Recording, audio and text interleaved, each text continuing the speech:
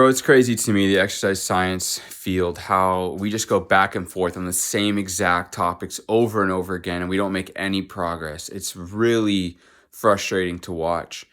So we have a study here that came out and said that you don't need to be training to failure, and in fact, you only need to be training with 1 to 2 reps in reserve. They had a group trained to 2 reps in reserve, they had a group trained to 1 rep in reserve, and a group trained to failure. And they found at the end, oh, they all had about the same results, the same amount of muscle growth, right? So my first question is, how many sets did they do? This person didn't seem to put it in the infographic, but somebody commented and told me they did between 10 to 17 sets based on their training history, blah, blah, blah. Okay, so in the context of research, we have to remember this, right? Remember that there's other studies that have come out and had individuals put a weight on a bar and say, how many reps are you going to get with this? Would you normally get in your training? And they put on 50% of their 1 RM and say, I would get 10 reps. I usually train 10. This is my 10 rep training set. And that's a weight you should be able to get 20 reps with the way most people train, as fast as they train is to move the weight as fast as possible, right? So people are already leaving reps in reserve. There's other studies that found that people left on average 5 reps in the tank when they stopped a set. So what you have here is a research study coming out saying, hey, you actually need to leave. You need to leave 1 to 2 reps in the tank. You should leave 1 to 2 reps in the tank, and they're trying to encourage people to do so.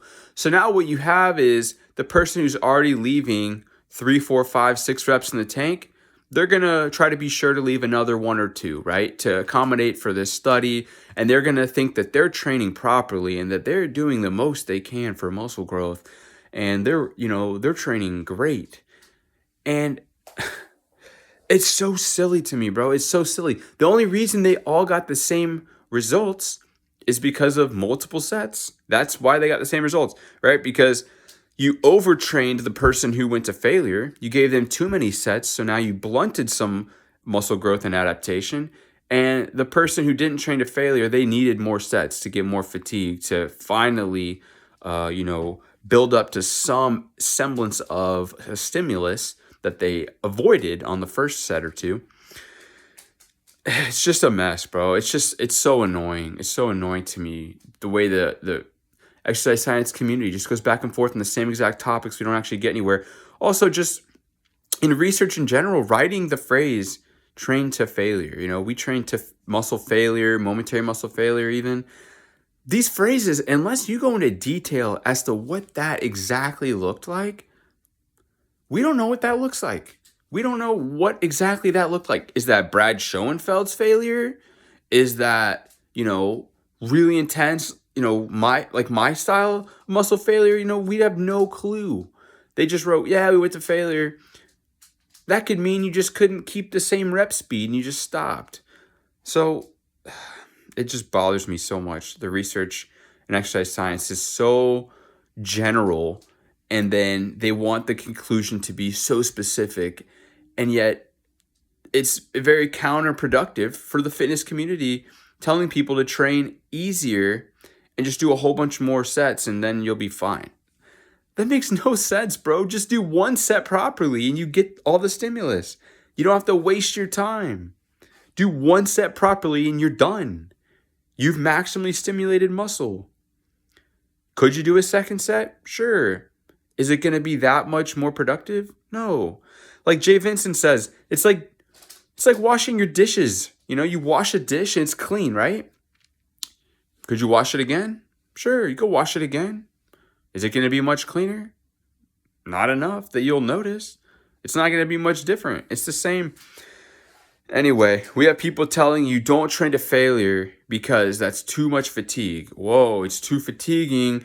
Your next few sets, you're going to get way less reps and it's going to be way less stimulus on you. That's implying that you need to do the next 2 sets.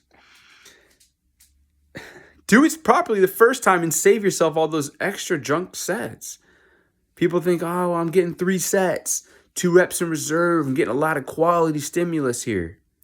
Yeah, but you're leaving off the most stimulus at the end of that set, those last couple reps there. You're leaving those off just to restart the exercise, fresh and ready to go after those muscle fibers have now recovered because you just took a couple minutes of rest. Whatever, bro. You guys can train how you want. You're probably going to get similar results at the end of the day anyway, right? You're going to get close to your genetic potential, provided you're training hard enough, making some sort of progress. You're consistent, right? You show up.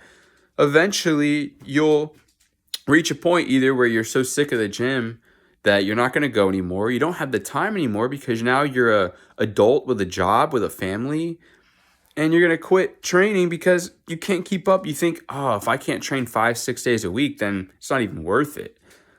Well, I train once a week and I'm making the best progress I've ever made. So, it's totally up to you how you want to train and what advice you're listening to, but it's going to play a huge role in how much time you spend in the gym, your perception of failure, your perception of training hard. And this is going to continue, right? We're going to continue to have researchers state that, oh, well, as long as you train close to failure, everyone's getting the same results. Yeah. In the multiple set model, we're going to get there. It's like saying you need to drink 10 ounces of water. You could have 3 cups of 3.3 ounces, 2 cups of 5 ounces, or why don't you just drink 1 glass of 10 ounces? We're all getting to the same point. If you do it hard enough and train properly, we're all going to get to the same point. So one just took 3 times as long. Spent 3 times as much time in the gym to reach the same point. You probably don't have elite genetics anyway, right? You probably are just going to look average or a little bit better than average, like me, right? Guys like us, it's not going to benefit you much more to spend hours and hours in the gym every week. We're going to look pretty similar. Just get your diet on point.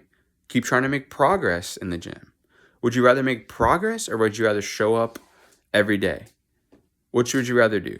Spin your wheels, show up every single day, you got the workout in, or be able to look at your logbook and say, hey, I trained harder this time. I did more reps. I did more weight this time. Things are moving in the right direction. That's how I want to train.